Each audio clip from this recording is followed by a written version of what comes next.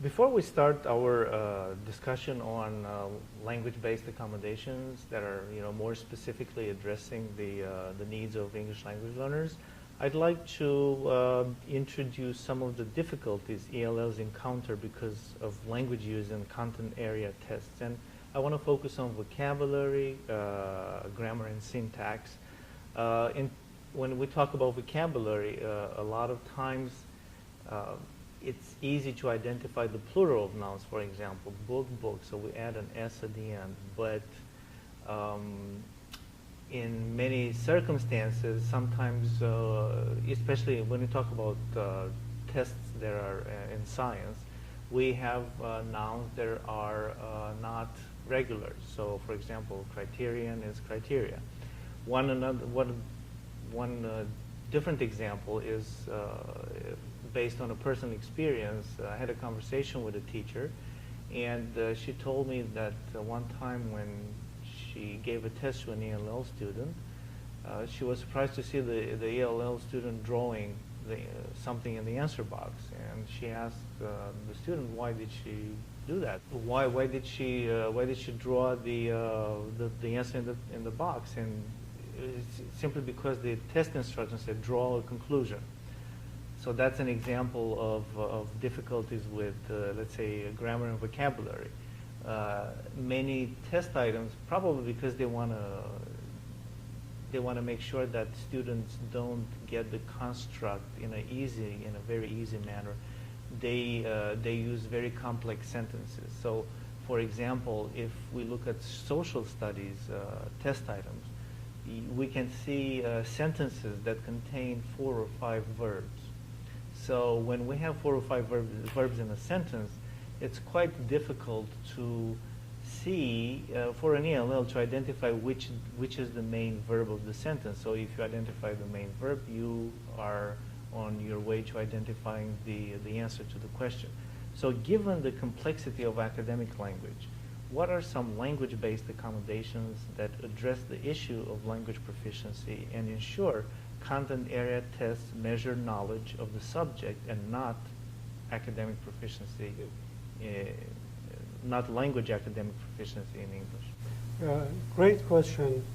In general, we need to distinguish between language that is related and language that is unrelated. Mm-hmm. Academic language is a concept that enters into English language proficiency assessment very recently by the No Child Left Behind.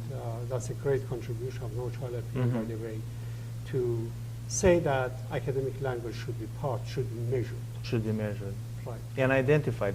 Before No Child Left Behind, right. There was no specific exactly. mentioning of academic language. So as you very correctly mentioned at the beginning, students might be very proficient in social conversational language, but not in academic language, and these students are not going to succeed mm-hmm. because they don't have the academic language capabilities. So it is important.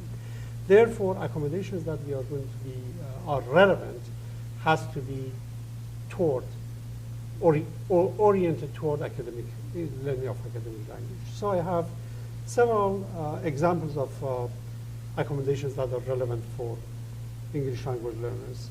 English dictionary, again, English glossary, bilingual dictionary and glossaries, customized dictionary, native language testing, read aloud test items or directions, and linguistically modified tests. In all of these accommodations, the focus is whether these accommodations actually provide academic mm-hmm. language to these kids, not only social conversational language. So these are mm-hmm. some examples. Computer testing with pop-up glossaries. I can go through some of these accommodations. For instance, English dictionary is one of the, as we mentioned, one of the most commonly used, at the top of the list for many essays is English language dictionary. Providing English dictionary is another commonly used accommodation for ELL students, and we have some literature to support this. The use of dictionary and extra time affects the performance of all the students. We have a lot of research evidence that this is the fact, that when you give extra time and dictionary, everyone's performance increases. So that's the issue when we mention about providing unfair advantage. So in that case, you have two choices. Either provide dictionary to everyone, or when you are providing dictionary to only ELL students, you have to adjust it. You have to make sure that this unfair advantage is adjusted. So it is a shaky, questionable ground when you are providing, even though it's directly related to English language learners, but you have to be aware of the issues and problems. By gaining access to definition of content-related terms, recipients of dictionary may be advantage over non-recipients. And one, well, you mentioned before, one solution to this problem is to actually modify the definition in such a way that it doesn't give any information on the content-related terminology. Absolutely, and that's the concept that we introduced, is customized dictionary, which is cut and paste, and you have a control of not including the content-related. So we go to next one, English glossary. The difference between, as you know, between English glossary and English dictionary, glossaries are easier interpretation of the content. Dictionaries sometimes provide too many definitions. Too many definitions and too complex definitions. Too complex definitions. Sometimes. Glossaries are easier to understand and on target. When you have English glossaries, then you can provide them and you can control for content-related glossaries. And it's more focused. I mean, the glossary, going back to the example of drawing a conclusion, you draw is, you can either modify, instead of draw is write the conclusion. Or you can say draw is reach, you know, or a different word that would indicate to the English language learner that you don't actually draw a picture of the conclusion, but you have to, you know, write it and reach a conclusion. But again, we have to be extremely careful when we use glossary to control for content related. We use glossary in a couple of research, and we did not control just to see the effect of that. Then we saw that we saw a 13% improvement. This is really important. I wanted to focus on a little bit more. 13% improvement on English language performance. When you look at this and you don't check it against non-ELL, you see this has a lot of potential. But we use it for non-ELL students. Non-ELL students actually performed 16% better. So rather than reducing performance gap, you actually increase performance. But if you miss that part that you use it for non-ELLs, you miss the complete story of this and complete issue here, that providing this non-ELL students actually are advantaged. They benefit from this accommodation. So again, when you are using any kind of language, even language-related accommodation, you need to make sure that this does not alter the construct English. So it's always a key element is always testing the accommodation with the non-ELL students and making sure that does not affect their performance. So validity is as important as effectiveness. Absolutely. This, you know, the 6 characteristics we mentioned interact with each other. We cannot take one characteristic out of the 6. All of them should be met in order to make sure, in order to say that this accommodation is appropriate for English language learning. So again, English glossary is one of them. Customized dictionary is again was introduced as a more valid alternative to English language dictionary, and we have some references in that in our presentation. So they are actually somewhere in between a glossary and a commercial dictionary. Is actually, is a commercial dictionary, but selected. Section. And it's not a glossary because it provides more information. More information. It provides dictionary definition, but at the same time controlled yeah. dictionary definition. And one major advantage to this is quite feasible, because rather than providing the entire dictionary, which is thick and difficult, you just provide a couple of pages, only terms that exist in the test. So a couple of pages of cut and paste dictionary at the end of the test booklet. Or if you use computerized this, then it's much easier. Much easier. So only includes terms that are in the test and non-content related. That's the key concept. Results of a study suggest that it is highly effective and valid accommodation for ELL. So later we are going to go to the areas that we are going to recommend some accommodations. This is one of the accommodations that we highly recommend, and we have enough evidence. So if someone asks, you are criticizing all these accommodations, then what do we use? This is one. It's a research-based recommendation. Research-based, that's a good example of research-based, safe and effective accommodation to use for all the students. Linguistically modified test is accommodations that we target non-content related and reduce complexity on non-content related. We leave content related language regardless of how complex it is, but we touch non-content related and we try to reduce unnecessary complexity. So the key concept in linguistically modified is the concept of unnecessary.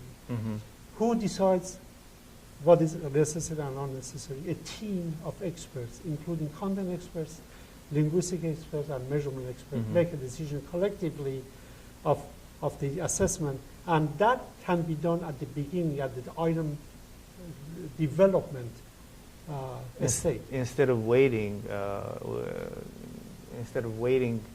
and do the accommodation as a, after the fact process, you save time by bringing all these experts, and probably non-ELLs will benefit from this one too. Absolutely. But not from an unfair advantage perspective. Right. So at the test development phase, you ask experts, especially these three, content, linguistic, and measurement, collectively decide which term is content related, which term is content, not content related, and those that are not content related are modified to reduce the complexity. This is by no means dumbing down the assessment. It's just try to reduce the language that is not needed at all and adds to the complexity of assessment. As you mentioned, is good for everyone. It's a good practice, test practice. The studies have shown this is effective. This is another good example of a good accommodation for English language learners.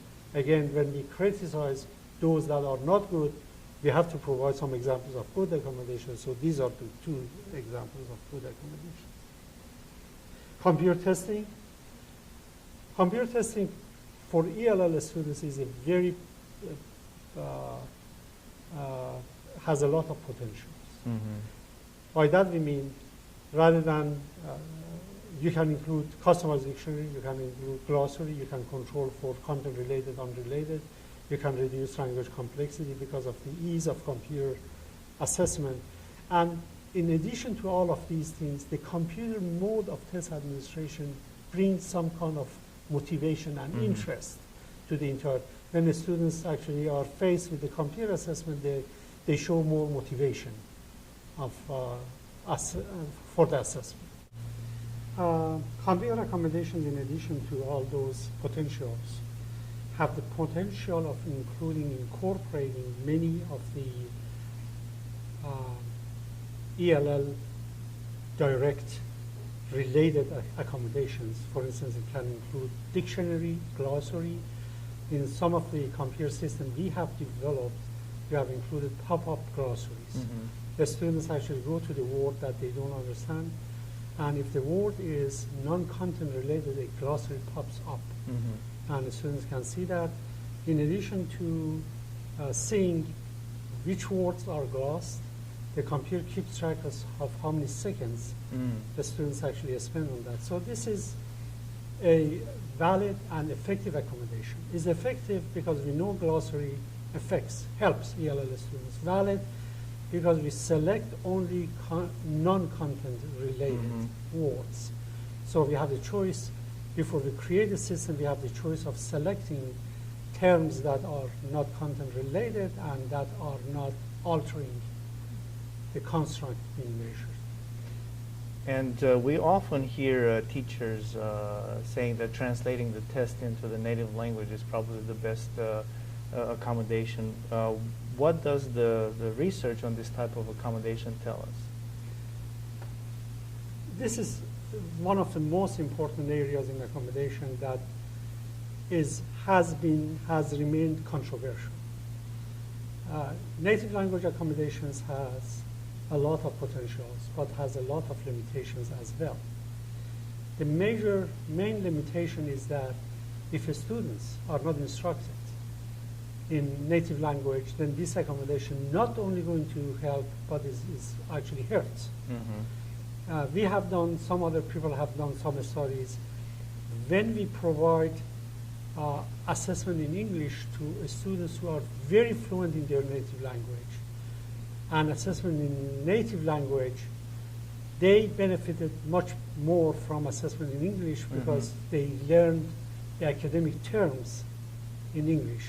So they actually did the worst, mm-hmm. those who were very fluent in their native language and received native language accommodation did the worst, those who were not instructed. So the alignment between language of assessment and language of instruction is so important. And this is the major decision making for this accommodation. If the students do not learn the academic language in native language, then this is not a good accommodation to use. And let's take math as an example of a content area that is pretty much omnipresent in large-scale assessment Right. in the United States. And then a lot of times we hear that math is the universal language. And when you hear that, you think language doesn't play a role in the assessment of math knowledge. However, if we look at the items used in math examinations, we see that language proficiency plays an important role. Absolutely. And there has been some research done in 2007 that looked at standardized math exams given in Florida for fourth graders. And they found that none of the test questions examined were expressed in the form of simple math questions, or as we use the term today, computation, math Right. computation. So in fact, they were all word problems, and 65% of them were word problems with graphic support, and 35% were word problems without any graphic support. Given the fact that language complexity plays such a huge role in assessing math knowledge, can you address some of the issues associated with this concept of language complexity? Absolutely. Again, the main concept here, the main issue we need to examine is what are the complexities, what is the language that is related Mm-hmm. and what is the language that's unrelated. You are absolutely right. We cannot think of a comprehensive math examination that doesn't involve language. Language is a part, is a natural Mm-hmm. part of any examinations, including mathematics and science. But again, some test developers, test publishers, use language more than its role Mm-hmm. that plays in the language in mathematics and science items. And as we mentioned earlier in our conversation, it would be a good practice to look at the mathematics item at the Mm-hmm. earlier stage when items are on the development phase, Mm-hmm. and take a look and see whether we are incorporating language that is not needed, unnecessary complexity. So again, the issue is how to define and how to modify the language that is not needed for Mhm. the assessment. And you have you can provide us with some examples of linguistic features that are unnecessary. Absolutely. In some of our studies and other studies other done have identified many different linguistic features. To be exact, in several studies we did, we identified 48 linguistic features that slow down the readers, Mm-hmm. make interpretation difficult, and avoiding those, reducing those, make assessment much more linguistically accessible. I wanted to give you a couple of examples. For instance, concrete versus abstract in personal presentations.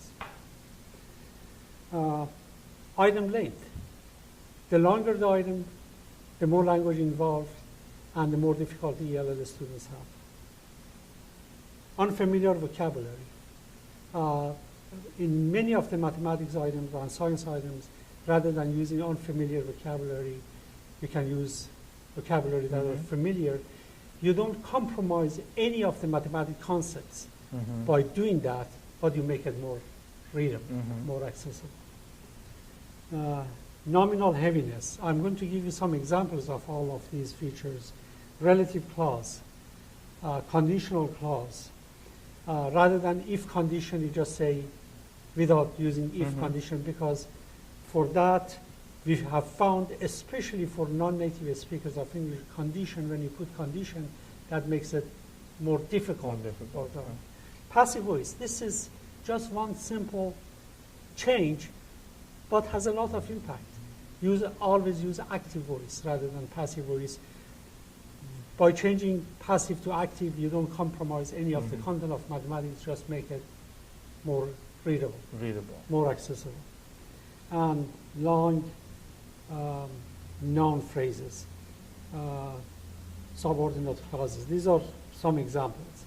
So I wanted to actually give you some kind of rubric we have developed or others have developed, that if you run mathematics or science or any content-related items through these rubrics, you can identify whether those items are accessible or non-accessible. So the first one, which is, we call it no linguistic complexity items. Those items should have the following characteristics. Should use familiar or frequently used words. Word length usually are the words are shorter. Short sentences and limited prepositional phrases. Concrete items, not abstraction. No complex conditional or adverbial clause. No passive voice or abstract or impersonal presentations. Take a look at the items and see whether those items qualify under this rubric. If they qualify under this rubric and doesn't have any of these complexities, then you can say these items are accessible. And the content is the one that's being tested, and the content is the one, not the language. Yeah. Is the one. And I wanted to move further to the second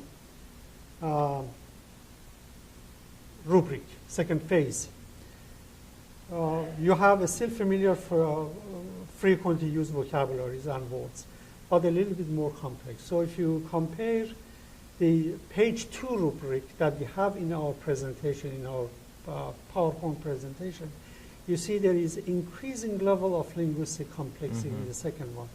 And if you go to the third, fourth, and fifth one, then you see the ultimate version of a complex linguistic structure. So let me read you the fifth page of rubric. In this page, or in this type of items, we have highly unfamiliar or seldom used words. That's the characteristics of the items that is not accessible at all to English language learners. Very long or complex sentences. Abstract concepts. Very difficult subordinate, conditional, or adverbial clauses. Many passive voice, abstract, or impersonal presentations. When you see items that are consistent with this type of presentations, then you know those items are not good, and you know those items are not, your ELL students are not going to do well. Because they pose, they present an additional burden. So instead of processing the question to test content, absolutely, you need to know, you need to have a very high level of English proficiency to be able to, even though you know math, you might not be able to pass the test because of that. So these type of assessments, which qualify to be under the fifth page of our linguistic rubric, measures two completely different constructs. At the same time. At the same time. Yeah. The construct that is related, in this case, we are talking about mathematics, and the construct that is irrelevant, which is language in this case. Again, what we are trying to say, and I wanted to make it as clear as we can make it, we are not saying that take the language out of content base. We are saying that keep the language to the extent needed, but take the language that is in access. And language proficiency can be measured in language arts Absolutely. classes, Absolutely. or language through a language proficiency test. But the math exam is not the place to measure language proficiency, but the place to measure mathematics competence. And that's why we call any kind of language assessment in content assessment as construct irrelevant. So because those are clearly irrelevant to the concept. So I'm going to present some examples. Okay, these are examples from real test items. Example of the test items that deemed to be linguistically complex. So I read the item. Original item. If Y represents the number of newspapers that lead delivers each day. So the first sentence is a conditional statement. Which of the following represents the total number of newspapers that lead delivers in 5 days? That's the original item. Then we have responses. You can see it in our PowerPoint presentation.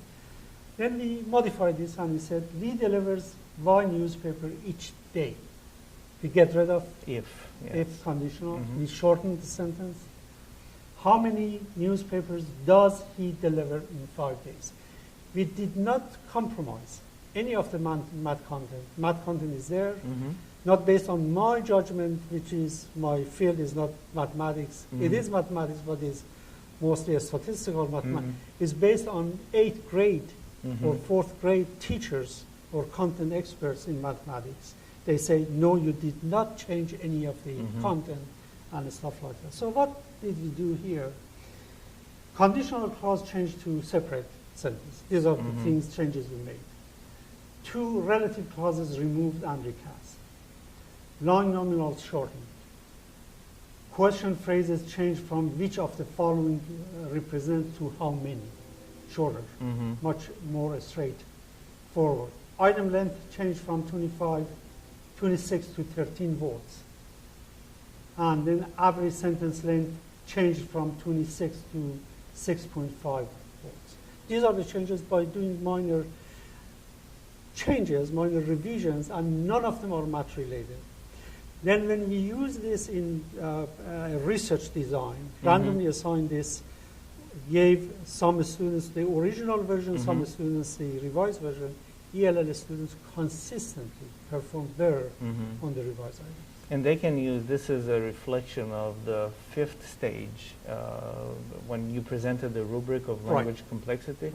All these items are qualified to, they are found in that 5th stage, and anybody can take that rubric and they can apply it to their test items and say, what am I doing right and what am I doing wrong when I write them? In classroom teachers, they write test items and so on. One thing I wanted to say, which might be repeated, but I think is okay to repeat it, we are not criticizing any test publishers or any estates or anyone for anything. We are just presenting the facts, saying that these are the facts, these are what we see in the test items, and these are the way to actually deal with them to make them more accessible. And going back to the critical issues, making them more effective and more valid. More valid, absolutely. Because the more construct irrelevant we have in items, which is language and culture in this case, the less valid would be the assessments.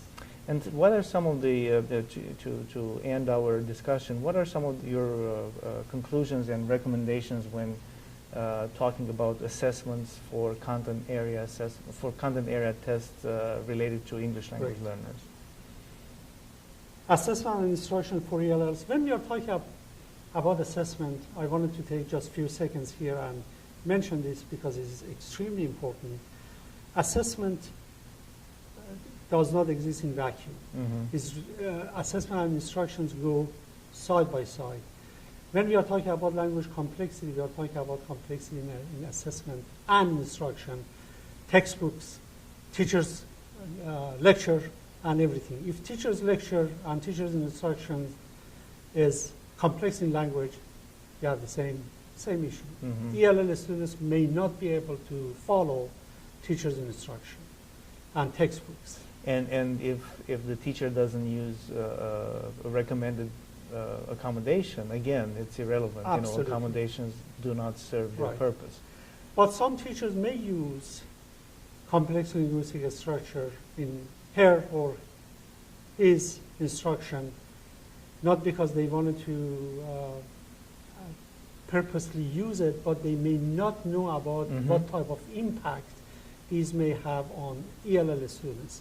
So providing professional development for teachers would be of great value so that they understand and they know what are the issues with language complexity, how much ELL students suffer from complexity, because if English is my native language, I may not understand the complexity. I'm not aware of it. Not aware of it, but providing professional development and mentioning these to teachers have the advantage, has the positive aspect of bringing this to their attention so they can follow, understand these issues. And also collaborate. I mean, many schools, they have ESOL professionals working, and there are resources, human resources they can work with, and every time, they might not have a lot of linguistics knowledge about English, but I'm sure in their school there is somebody who knows about those linguistics issues, and they can work together. They can work together. And that's a great suggestion. You mentioned the three professionals. They need to be involved in test design, measurement, content, and ESOL. ESOL. So if they don't, at least two at the classroom level, at least the content and the ESOL experts, they need to be together when they create assessment items. So teachers play the most important role in this, and if they are aware of this and they try to deal with issues for English language learners, then our English language learners are going to be best served. So recommendations. Assessment and instructions for ELL students must be based on sound psychometric principles, must be controlled for all sources of nuisance or confounding variables, must be free on unnecessary linguistic complexities. Again, all these recommendations apply to both instruction and assessment materials. Must include a sufficient number of ELLs and students with disabilities in the development process, field testing, standard setting, and etc. The reason I mentioned students with disabilities because, again, some of the accommodations used for ELL students borrowed from the field of disabilities. So including those students, then we know which one is relevant to ELL, which one is relevant for students with disabilities.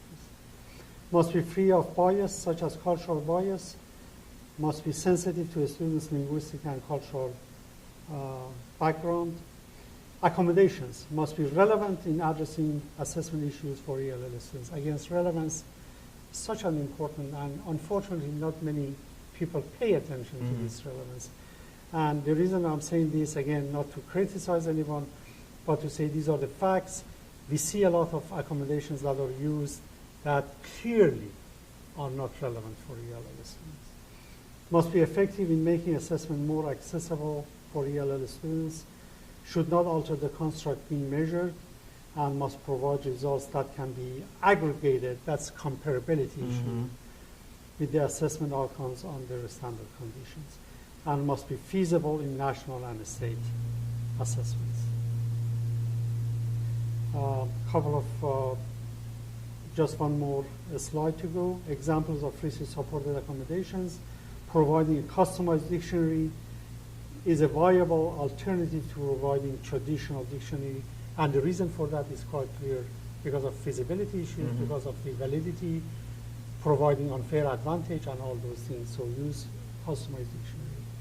The linguistic modification of test items that reduce unnecessary linguistic burden on students is among the accommodations that help ELL students without affecting the validity of assessment. We have, many other people have done many studies on the use of reduced linguistic complexity, modified English version.